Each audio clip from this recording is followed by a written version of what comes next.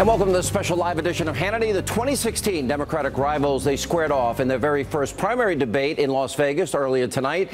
Now we're going to have analysis in just a minute. But first, here are some of the highlights or lowlights, depending on which side of the aisle you look at it. Take a look.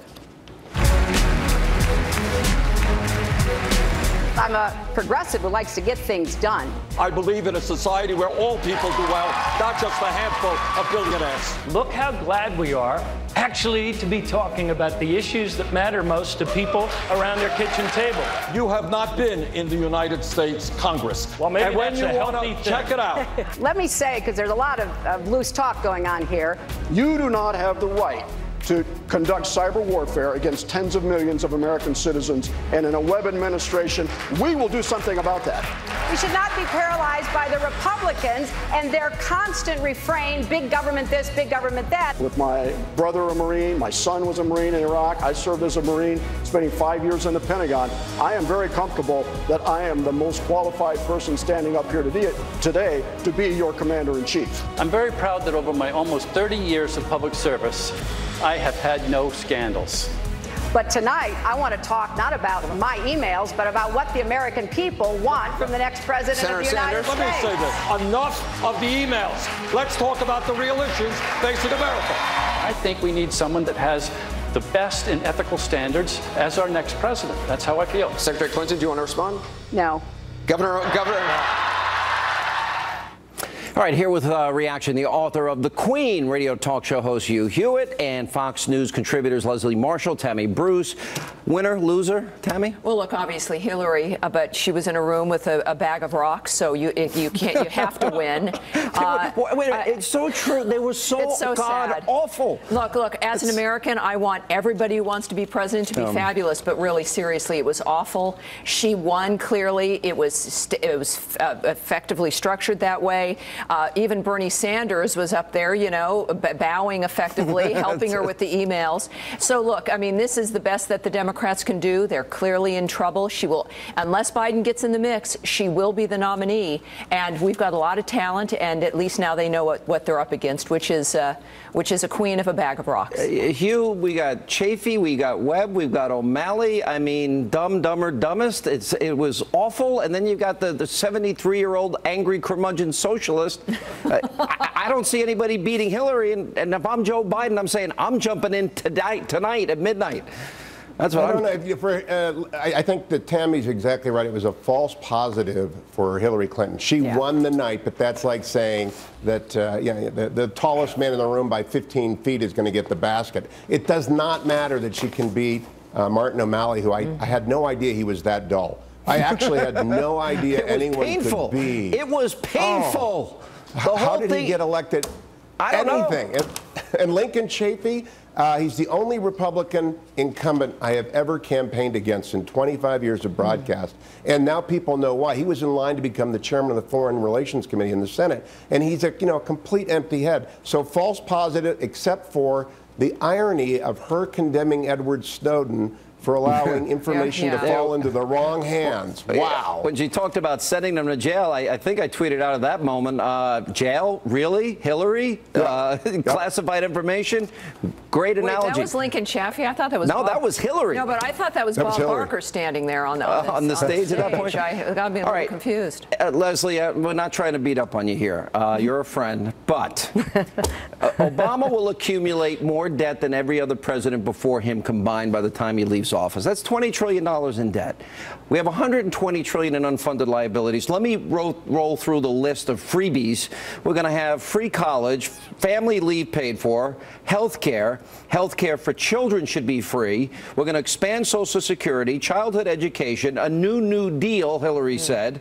Then we're going to expand the cost and payments for Medicare, Social Security, pay more for Social Security, expand it for the poor, in-state college tuition for illegals, and undocumented workers, they get Obamacare subsidies. How are you going to pay for that? Well, not necessarily in that order.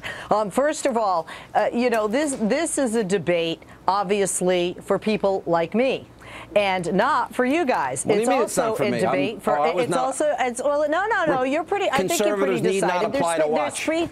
This is a primary debate preaching to the choir, and the Democrats are very left of center. You didn't answer my question, though. Who how would you possibly? Socialist. Wait a minute. How would a country that has now 20 trillion in debt, 120 trillion in unfunded liabilities, pay for all this social welfare that they laid out? Free college for undocumented immigrants, free health care, free everything. How are you going to pay for that? Well, one of the things that you have to, as Republicans, give Hillary credit for is that she gave a lot of power in that, if you notice, to the states to make that up to their decision. You're not explaining how we're paying for it. Power to the states doesn't tell me how you pay for it. I'm not running for office, Sean. I am not running for office. And the plan that Hillary has put forth with regard, as well as Bernie, with regard to free college, with Hillary Clinton's plan, as she outlined a bit of tonight, she talked about a reduction in interest rates for those who are borrowing. And then but again, and Bernie more Sanders money, has not said clearly how he's going to get community college to pay for it. I want to play a montage. That's not unlike a Democratic proposal. I want to play a montage not new with Democratic of all the proposals. class warfare, discussion of income inequality. But before I show this, I want to remind my audience, the top 1% of wage earners in America pay over 50% of the taxes. Top 10% pay 85%. The bottom 50% of wage earners pay zero federal income tax. So as you listen to this, remember, bottom 50% pay nothing. Listen. The middle class of this country for the last 40 years has been disappearing. Millions of Americans are working longer hours for lower wages, and yet almost all of the new income and wealth being created is going to the top 1%. So that companies share profits with the workers who help to make them. And then we have to figure out how we're going to make the tax system a fairer one. Right now, the wealthy pay too little, and the middle class pays too much. I want to address the income inequality. Close the gap between the haves and the have-nots. Well, what are they going to do? They're going to confiscate people's property and wealth, and you're going to force and legislate that corporations now must share their profits. Look, it is classic central planning. This is what leftists all over the world do. It is the kind of planning that destroys countries. Go check out Cuba. Go check out Venezuela. There is a reason why it's the former Soviet Union. Things are changing around the world as leftists see that this does not work. Liberals are trying to save their own countries in the European Union. But what we've seen here at this debate, and Leslie's right, this is a message to the Democrat Party, which has gone so far to the left, they're falling off the cliff. They really are. And there's Bernie Sanders saying, come on over this way. I think the American people watched tonight and likely did not like what they saw. But there is a math problem. Tammy raises a good point. I agree that that's how the American people will see this debate. But Hugh, every Republican starts out with New York, without New Jersey, without electoral votes from California, Oregon, Washington. Probably they won't get Pennsylvania. When is a Republican presidential candidate going to win Michigan or Wisconsin? They have to struggle to get New Hampshire, Iowa, New Mexico, Nevada, North Carolina, Virginia, Ohio, and Florida. They have to run the table to win. Oh, but the difference is, Sean, people are interested, and I agree with Leslie about who these debates are for generally. They're for the primary electorates. People are interested in our debates. I'm going to do debate questions at the next two CNN debates. We're going to be in Las Vegas. And are they going to let you speak this time? I'm going to be back. I'm going to be asking questions. But we will have 10 times as many people watching. They're going to have to raffle things off to get people to watch that debate. You know what they needed? A dose of Donald Trump tonight. Well, you know, and look, Bernie Sanders does not get to declare you have 10 times as many candidates. That's why you. No, it's because we're interesting and we're going to turn those states around because we have answers. And did you notice, Leslie, that the former Secretary of State could not talk about Libya, could not talk about Syria, could not talk honestly about Russia, could not talk about China, could not talk about the Arab Spring, could not talk about ISIS. And she wanted to talk about paid leave because her record is undefensible.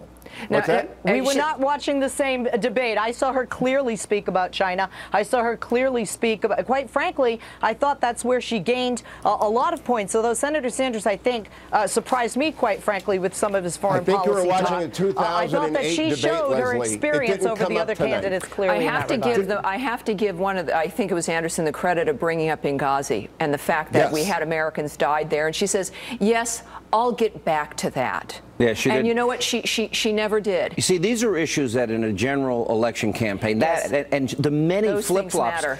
Hillary Clinton 2008, Hillary Clinton 2012 on guns, immigration, and a variety of issues is an entirely different person because she is trying to now co-opt the left that she lost in 08. So, all right, guys. Anderson Cooper's first question, Sean, was, well, is there anything that you will not do to get elected? She did not answer that. It was that a was tough, probably hard the ball. best the best sequence of the night.